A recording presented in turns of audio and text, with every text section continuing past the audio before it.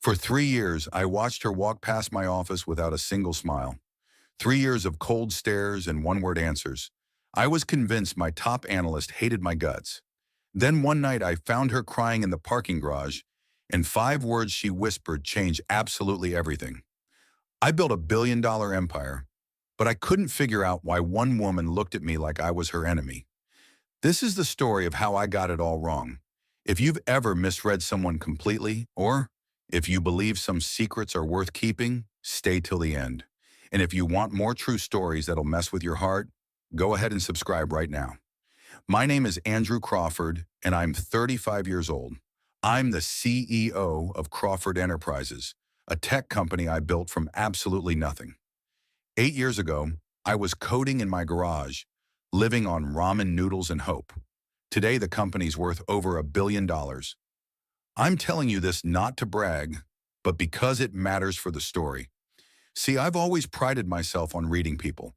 In business, understanding what someone really wants, what motivates them, what scares them, that's everything. It's how I survived. It's how I won.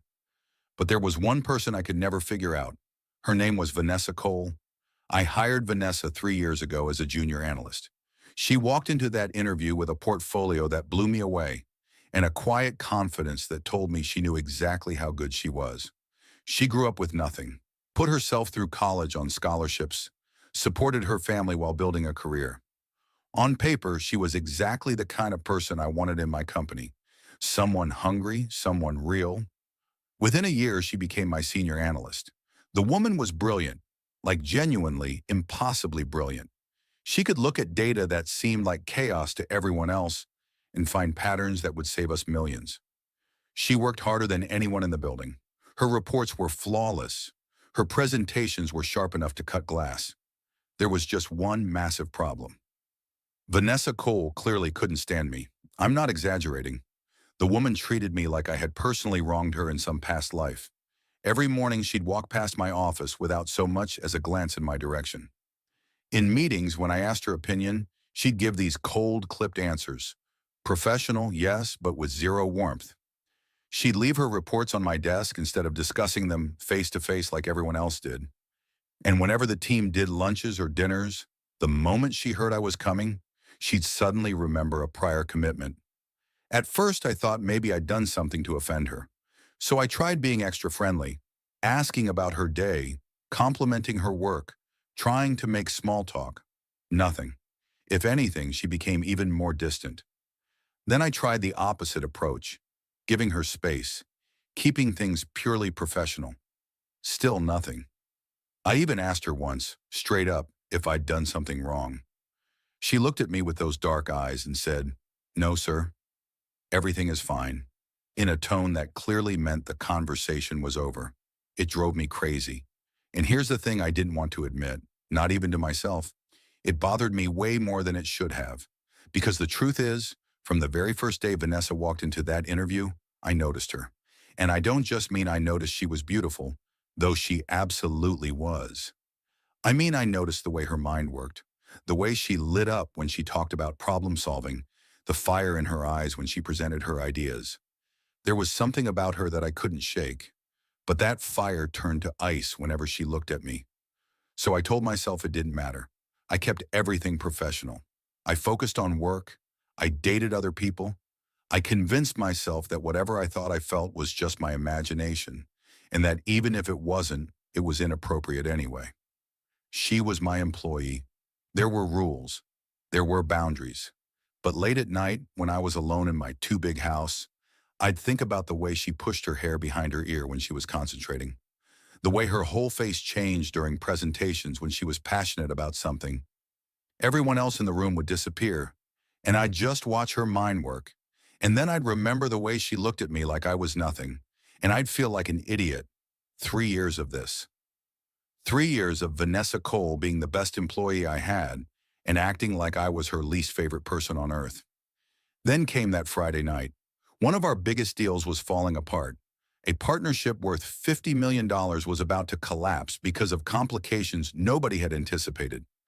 I spent the whole day on the phone trying to salvage it, but by 6 p.m., I knew I needed help. I needed someone who could look at the entire contract, all the data, all the projections, and find a solution that everyone else had missed.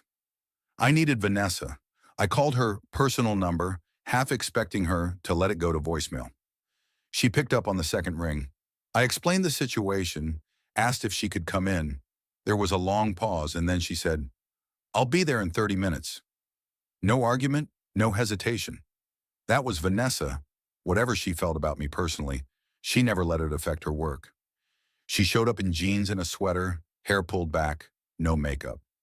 Somehow she looked even more beautiful than usual, and I immediately hated myself for thinking that at a time like this. She didn't look at me when she walked in, just said, "Show me the numbers," and sat down at the conference table. We worked side by side for hours. The office was empty, silent except for the sound of keyboards clicking and papers rustling. Every time I tried to make conversation, she'd give me a one-word answer and return to the data. It was like working next to a ghost. Around midnight, I ordered Thai food. When it arrived, I asked her what she wanted. She hesitated, like even accepting food from me was crossing some line, but finally said she'd take the pad Thai, no cilantro. I made some joke about how cilantro was the most controversial herb in existence. People either loved it or thought it tasted like soap. No in between. For just 1 second, the corner of her mouth twitched, almost a smile. My heart actually jumped. Then she caught herself and the walls went back up. By 2 in the morning, we'd found it. A solution that would work for everyone, that would save the deal. Vanessa explained it to me, and I just stared at her in awe. "You're incredible," I said, and I meant it. She stood up quickly, started packing her things. "Just doing my job," she said, not meeting my eyes. "I'll send you the revised proposal in the morning." We walked to the parking garage together in thick silence.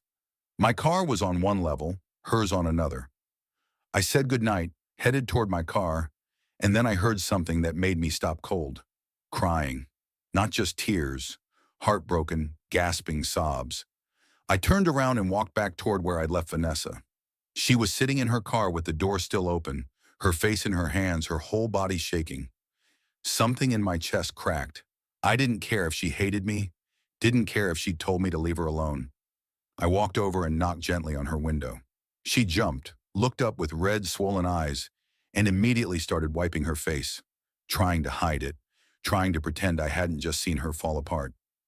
"Vanessa," I said softly, "what's wrong? Is it the project? Is it something I said?" She shook her head, not looking at me. I crouched down beside her car. "Talk to me. Please, whatever it is, maybe I can help." She laughed then, but it was bitter, broken. "You can't help," she said. "Nobody can help. Try me." She turned to look at me, and there was something in her eyes I'd never seen before. Pain. Raw, unfiltered pain. "It's always about work, Andrew. Everything is about work." She'd never used my first name before. Never. It was always Sir or Mr. Crawford. Hearing my name from her lips did something to me. "I don't understand," I said. She got out of the car then, and I stood up. We were standing in an empty parking garage at 2 in the morning, and she looked at me with tears streaming down her face.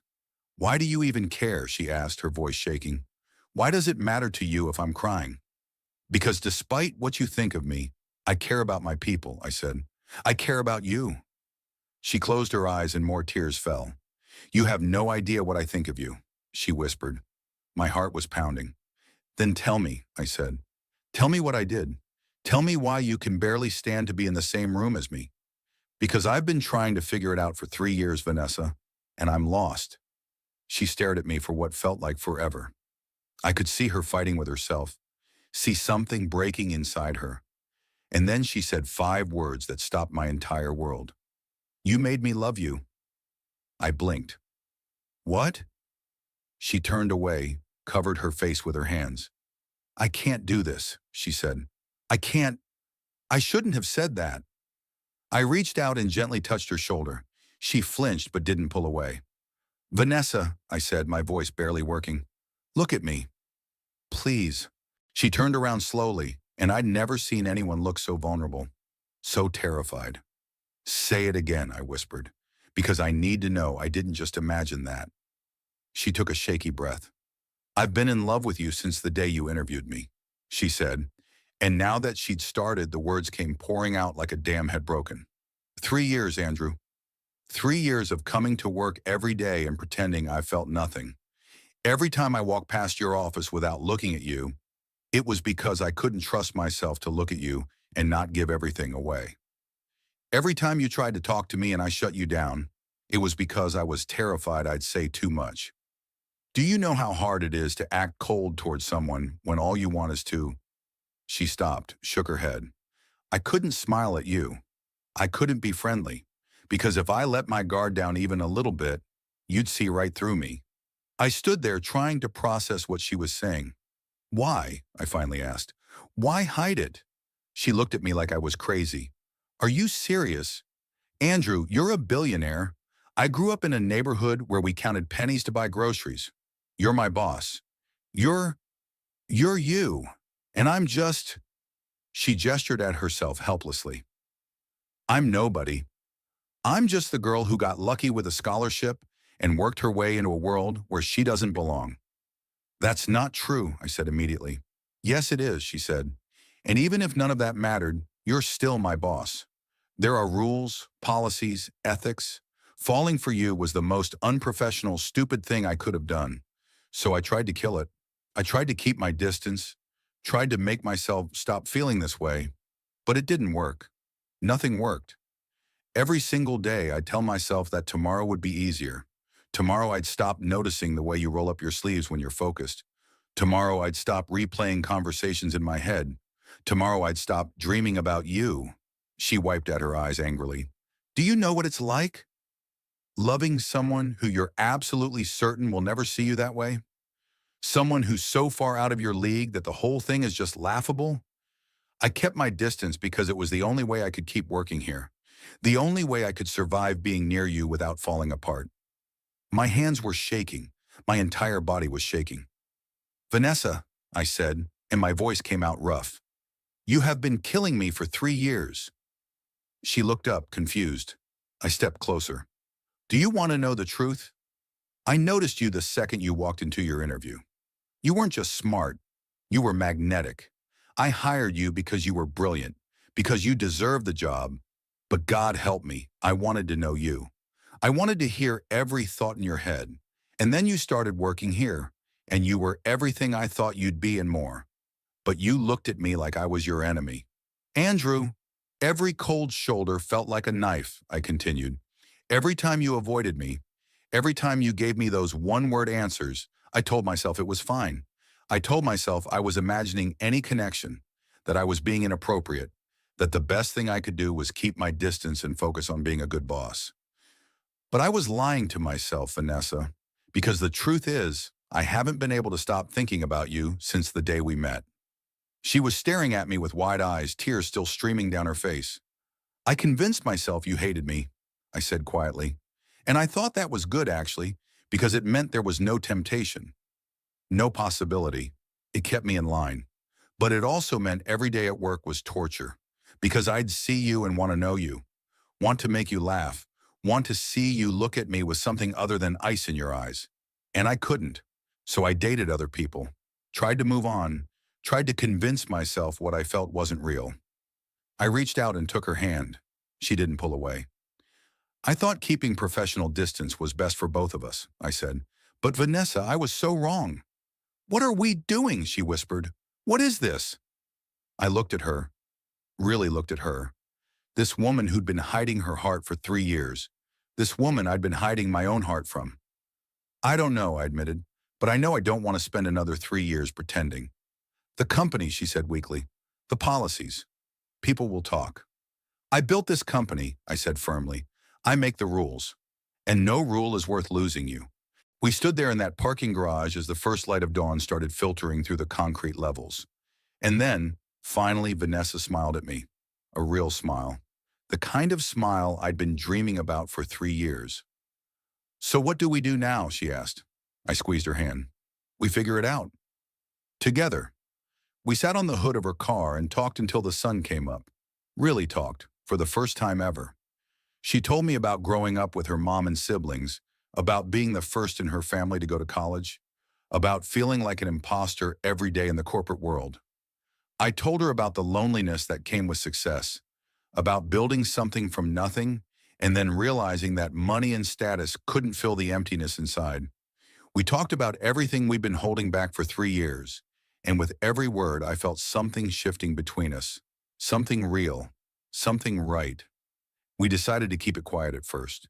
She transferred to a different department, report to someone else, no special treatment, everything earned on her own merit. We'd date privately, take things slow, see if what we felt was real outside the pressure cooker of the office. And it was real. God, it was so real. The next 6 months were the happiest of my life. We'd meet for coffee before work at little shops across town where nobody knew us. We'd have dinner at quiet restaurants outside the city. We'd talk on the phone until 3 in the morning about everything and nothing. I learned that she was funny, like genuinely hilarious, when she let her guard down. That she sang off-key in the car. That she cried at commercials but never at movies. That she was brilliant and kind and strong and absolutely everything I'd ever wanted. She met my parents and my mother pulled me aside and said, "Don't you dare let this one go." I met her family and her little brother asked me if I was going to marry his sister. I laughed it off, but the truth was, I already knew the answer. At work, people noticed Vanessa seemed happier. She smiled more, laughed in meetings, actually joined the team for lunches. A few people asked me why she transferred departments. I just said she wanted new challenges. But sometimes I'd catch her eye across the office, and she'd smile at me, freely, openly, and I'd smile back, and everything else would fade away. After 6 months, we both knew this was forever. I called a company-wide meeting and announced that Vanessa and I were together, that it was serious, that I'd be recusing myself from any decisions about her career. There were some whispers, sure, some raised eyebrows, but mostly there was support. People were just happy to see her smile. That was 2 years ago. Vanessa is now the VP of our expansion division, a position she earned entirely on her own merit. We moved in together last month. Her mom keeps asking about wedding plans, and I just smile because the ring is already sitting in my drawer, waiting for the perfect moment. All that time we wasted because we both made assumptions. She thought she wasn't enough. I thought she hated me. We were both protecting our hearts and almost lost everything because of it. But that night in the parking garage, that moment when everything finally broke open, that was the night my life really began. So that's how I discovered the woman who wouldn't smile at me was actually the woman who loved me most. Life's funny that way. If this story hit you differently, do me a favor and like this video. And if you've got your own story about misreading someone completely, drop it in the comments. I read every single one. Don't forget to subscribe because next week's story is about the wedding proposal that almost didn't happen. Trust me, you'll want to hear that one. Thanks for listening to my story.